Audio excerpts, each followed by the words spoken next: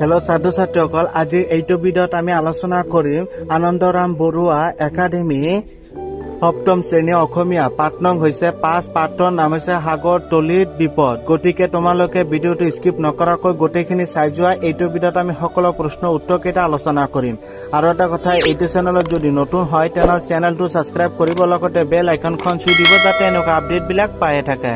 চোৱা, এবাৰ আমি কুৱেশ্যন কেইটা আগুৱাইছো। 1 নম্বৰত দিয়া আছে অতি চুমু উত্তৰ লিখা।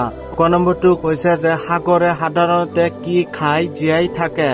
উত্তৰ, সাগৰে সাগৰৰ মাছ আৰু চিল জাতীয় প্ৰাণী খাই জীয়াই থাকে। খ নম্বৰটো কৈছে যে বেৰকুটুৱা নামৰ মাছবিধ দেখাত কেনেকুৱা? উত্তৰ, বেৰকুঠা নামৰ মাছবিধ দেখাত কাৰ্ড এপাতৰ নিচিনা। গ নম্বৰটো কৈছে যে অক্টোপাছৰ কেইখন ঠেং বা বাহু থাকে? উত্তৰ, অক্টোপাছৰ 8খন ঠেং বা বাহু থাকে। গ নম্বৰ কুৱেশ্যনটো কৈছে যে বিমৰ্ষ মানুহ এজন সাগৰ তলিত কিয় আনন্দত উগ্ৰবল হয়? উত্তৰ, উচ্চ উপযুক্ত অক্সিজেন সেৱন কৰাৰ বাবে শান্ত আৰু বিমৰ্ষ মানুহ এজন সাগৰৰ তলিত আনন্দ উৎক্ৰাবল হৈ উঠিব পাৰে। 2 নম্বৰ কুৱেশ্যনটো কৈছে চুমকৈ উত্তৰ লিখা। ক নম্বৰটো কৈছে যে স্বভাৱতে শান্তিপ্ৰিয় আৰু নিৰ্জয় সাগৰীয় প্ৰাণীবোৰে কি কাৰণত মানুহৰ আক্ৰমণ কৰে? উত্তৰ, স্বাভাৱিকতে শান্তিপ্ৰিয় আৰু নিৰ্জয় সাগৰীয় প্ৰাণীবোৰে খাদ্য, আত্মৰক্ষা, আনন্দ বা আন কাৰণত মানুহক আক্ৰমণ কৰে। খ নম্বৰটো কৈছে যে সাগৰৰ জীৱন প্ৰাণী কেনেকুৱা? উত্তৰটো কৈছে বিশেষজ্ঞসকলে বহু অভিজ্ঞতা আৰু অনুসন্ধানৰ পৰা এই সিদ্ধান্ত উপনীত হৈছে যে স্থলভাগৰ কিছুমান প্ৰাণীৰ দৰে সাগৰৰ নিৰ্দিষ্ট এলেকা একোটা থাকে। অইন প্ৰাণীক এক নিৰ্দিষ্ট সীমালৈয়ে আগবাঢ়িবলৈ দিয়ে। যদি কোনোবাই সেই সীমা অতিক্ৰম কৰে তেনেহলে সাগৰটোৱে তাক কিছুমান নিজস্ব দেহ বগীৰে সাৱধান কৰি দিয়ে। তথাপিও যদি কোনোবাই ক্ৰমে আগুৱাই গৈ থাকে তেনেহলে সি সংসাৰৰ আক্ৰমণৰ বলি হোৱাটো নিশ্চিত। কোনো মানুহে যদি সংসাৰৰ দেহৰ ভাষা বুজি নাপায়, তাৰ এলেকাৰ বিপদ সীমা অতিক্ৰম কৰে, তেনেহলে তেওঁ সাগৰৰ সন্মুখী হয়। গ নম্বৰ কুৱেশ্যনটো কৈছে সাগৰৰ আন এক ক্ৰাছ হল অক্টোপাছ। অক্টোপাছক কিয় হ্ৰাস বুলি কোৱা হয়? উত্তৰ, সাগৰৰ আন এটা ক্ৰাছ হল অক্টোপাছ। ইয়াৰ 8টা ঠেং বা বাহু আছে। প্ৰতিখন বাহুতে অসংখ্য চোখ আছে। ই স্বভাৱত এটা নিৰীহ প্ৰাণী। ইয়াক নজকালে ই মানুহ বা আন প্ৰাণীৰ আক্ৰমণ নকৰে। পিছে ইয়াৰ আক্ৰমণৰ পদ্ধতি বৰ ভয়াৱহ। এখন বাহুৰে এঠাইত খোপনি পুতি লৈ বাকী আটাইকেইখন বাহুৰে ক্ৰম চেপি ধৰে। এই চেপা ইমানেই ভয়ংকৰ যে প্ৰাণীটোৱে উশাহ নিশাহ লব নোৱাৰি তিল তিলকৈ মৃত্যুবৰণ কৰিবলগীয়া হয়। 3 নম্বৰ কুৱেশ্যনটো কৈছে যে সাগৰীয় জীৱৰ বাহিৰে আৰু কি কাৰণে ডুবাৰু এজনক বিপদত পেলাব পাৰে? চুমুকৈ লিখা। উত্তৰ, সাগৰীয় জীৱৰ বাহিৰেও আন এনে কিছুমান কাৰণ আছে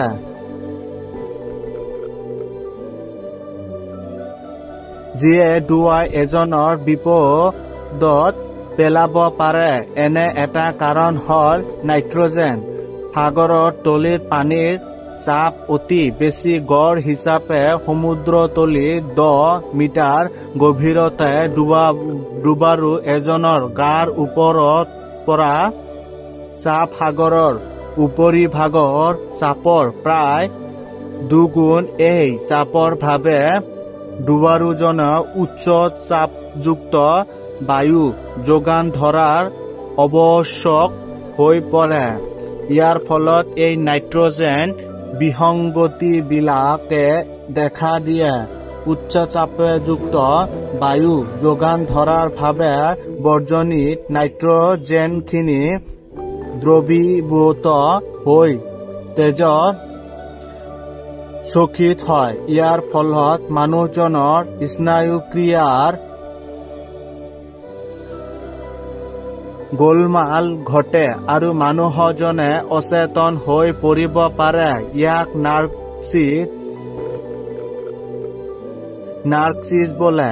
60-80 মিটাৰ গভীৰতাত নাৰ্কিছ বৰ ভয়ংকৰ হৈ পৰে। নাইট্ৰজেন তেজত দ্ৰৱীভূত হ'লেও কম সক্ৰিয় হোৱাভাৱে ৰাসায়নিকভাৱে অপকাৰ নকৰে। মানুহজন পানীৰ পৰা উঠি অহাৰ সময়ত তেজত দ্ৰৱীভূত হৈ থকা নাইট্ৰজেনখিনিয়ে অধিক বিপদ ঘটায়। 4 নম্বৰ কুৱেশ্যনটো কৈছে চুমটকা লিখা। বেৰাকুডা, মৰে ইল, নাৰ্কিছ। ক নম্বৰটো হৈছে বেৰাকুঠা। বেৰাকুঠা মাছবিধ বৰ ভয়ংকৰ। ই দেখাত কাৰ্ড এপাতৰ নিচিনা। দীঘলৈ প্ৰায় 2 মিটাৰমান হয়। মুখখন কৰ্তৰ দাঁতৰ দৰে জোঙা দাঁতেৰে ভৰা। এই মাছবিধলৈ ডুবাৰুসকলে অত্যন্ত ভয় কৰে। ইয়াৰ কাৰণ হ'ল মাছবিধে মানুহক কেৱল আনন্দ ল'বৰ ভাৱেই আক্ৰমণ কৰে। খ নম্বৰটো কৈছে যে মৰে ইল নামৰ মাছবিধ দেখাত সাপৰ দৰে। ই প্ৰায় 8 মিটাৰমান দীঘল হয়। ইয়াৰ ওপৰলৈ মানুহে আহিলে তৎক্ষণাত আক্ৰমণ কৰে। ই তীব্ৰভাৱে কামোৰে আৰু চিকাৰী কুকুৰৰ দৰে খামুচি ধৰে। মানুহজন ভীষণভাৱে আঘাতপ্ৰাপ্ত হোৱাৰ পাছতো ইয়াৰ পৰা নাপায়। নাৰ্কিছ সাগৰীয় জীৱনৰ বাহিৰেও আন এনে কিছুমান কাৰণ আছে যিয়ে ডুবাৰু এজনৰ বিপদ পেলাব পাৰে। এটা কাৰক হ'ল নাইট্ৰজেন। সাগৰৰ তলিত পানীৰ চাপ অতি বেছি। গড় হিচাপে সমুদ্ৰতলিৰ 10 মিটাৰ গভীৰতাত ডুবাৰু এজনৰ গাৰ ওপৰৰ পৰা চাপ সাগৰৰ উপৰিভাগৰ চাপৰ প্ৰায় দুগুণ। এই চাপৰ বাবে ডুবাৰুজনক উচ্চ চাপযুক্ত বায়ু যোগান ধৰাৰ আৱশ্যক হৈ পৰে। ইয়াৰ ফলত এই নাইট্ৰজেন বিসংগতিবিলাকে দেখা দিয়ে। তো ছাত্ৰ ছাত্ৰীসকল আজিৰ এইটো ভিডিঅ'ত এইখিনিতে সমাপ্ত কৰি আছো। আকৌ আহি আছো আন এটা ভিডিঅ'লৈ। গোটেইখিনি চোৱাৰ বাবে ধন্যবাদ।